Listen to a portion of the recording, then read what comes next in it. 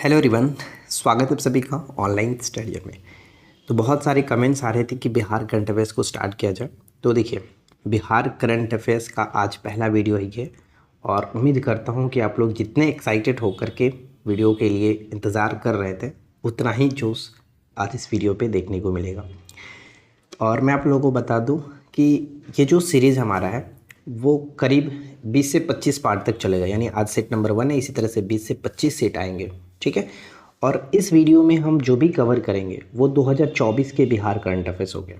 Mix questions होगा, बहुत important प्रश्नों का, क्योंकि इससे पहले जब भी मैंने क्वेश्चंस कराए हैं वो आपके पेपर में डायरेक्ट टू डायरेक्ट हिट हुआ है। तो बस आपको करना यह है कि रेगुलर बेसिस पर जो भी वीडियो आएंगी उनको आप फॉलो करिएगा।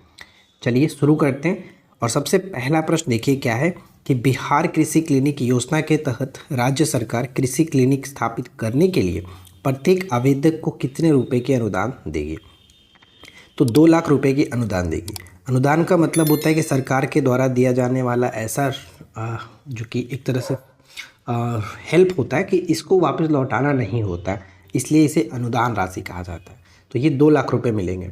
और अगर हम बात करें कि कृषि क्लिनिक स्थापित जो होगा वो 101 अनुमंडल में 202 कृषि क्लिनिक स्थापित किए जाएंगे और इस पर टोटल 4,24,00,000 रुपए खर्च होंगे, ठीक है। सेकेंड क्वेश्चन आता है कि बिहार में रणजी ट्रॉफी 23-24 की शुरुआत हुई और इसका पहला मैच कहाँ खेला गया।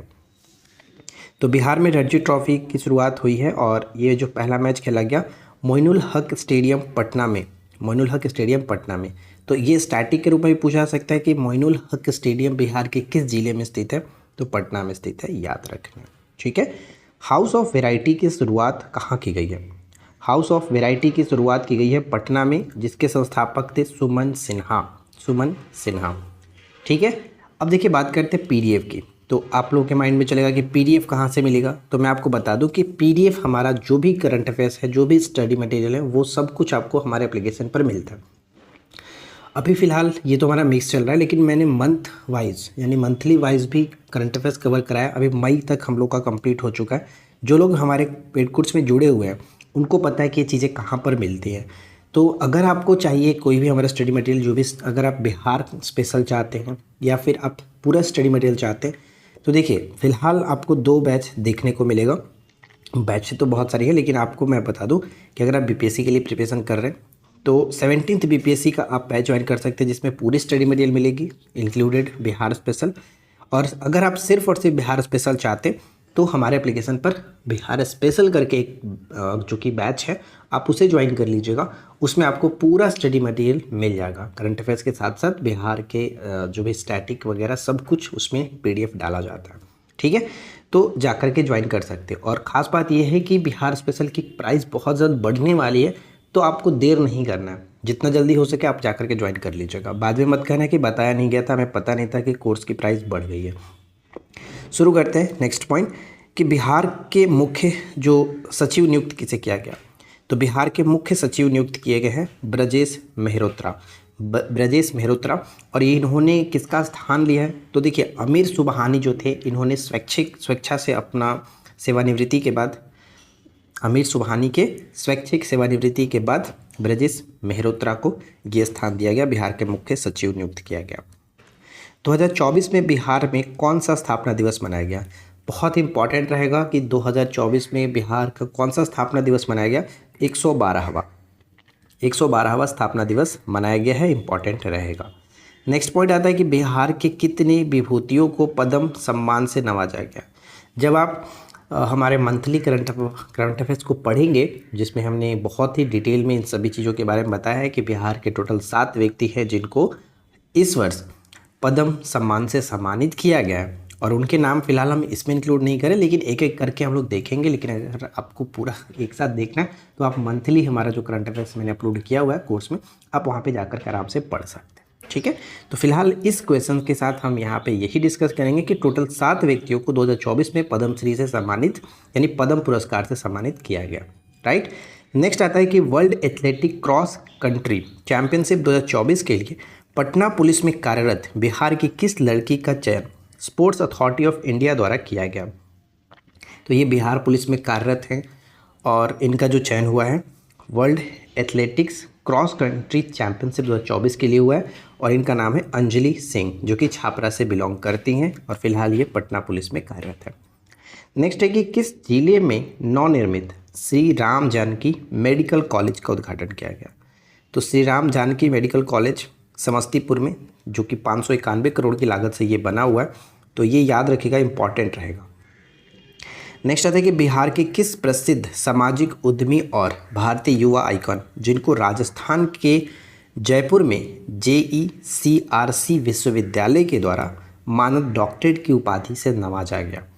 तो इम्पॉर्टेंट रहेगा क्योंकि ये बिहार के व्यक्ति हैं और इनका नाम है शरण विवेक सागर। ठीक है, शरद विवेक सागर याद रखेंगे।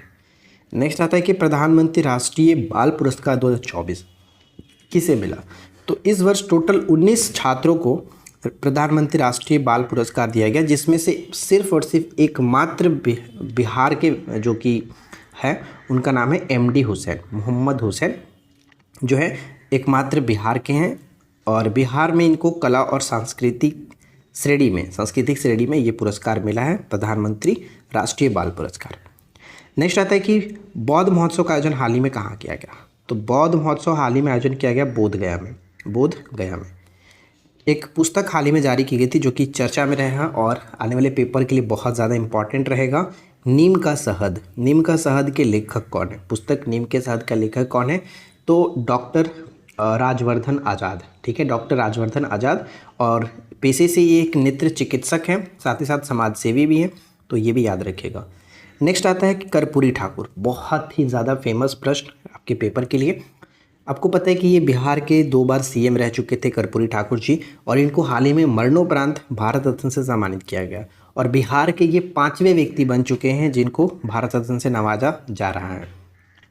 तो भारत रत्न प्राप्त करने वाले 5वें व्यक्ति बिहार के ये बन चुके हैं, तो ये पॉइंट बहुत ज़्यादा इंपॉर्टेंट है, ध्यान में रखिएगा। नेक्स्ट क्वेश्चन अगला आता है कि बिहार एवं भारत की पहली ट्रांस वुमेन यानी ट्रांसजेंडर जो कि सब इंस्पेक्टर कौन बनी है? तो हाल ही में जो कि बिहार SI का रिजल्ट आया था तो उसमें आपने काफ़ी चर्चा में ये थी।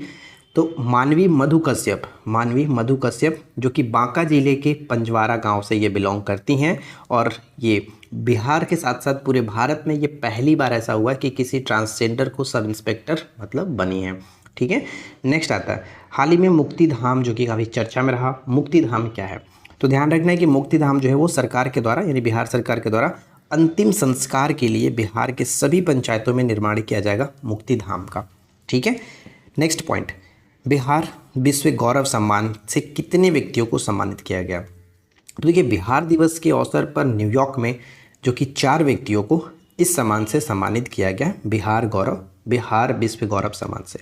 और वो 4 व्यक्ति आप यहाँ पे देख सकते हैं, एक तो क्रिस हैं, दूसरा अमित चौधरी हैं, तीसरा दिनेश रंजन है, चौथा अभिनव अतुल है। और ये चारों बहुत ही फेमस पर्सन हैं, तो इनको याद रखें, इनके नाम को।